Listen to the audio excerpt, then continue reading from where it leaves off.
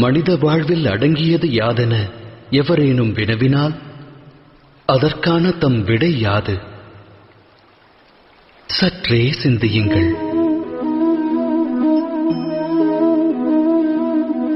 ஆழ்மனதிடம் இவ்வினா எழுப்பினால் அது அட்சர லட்சணமாய் கூறும் ஆசை என்று. ஆசை யாரை விடும்? அது அனைவரின் மனதிலும் வேரை விடும், தம்மிலும் ஊற்றெடுக்கும். 8 திக்கையும் வென்றவர் உண்டு, விண்ணையும் மண்ணையும் ஆண்டவர் உண்டு. ஆனால் ஆசை வென்றவர் அண்டத்தில் இல்லை.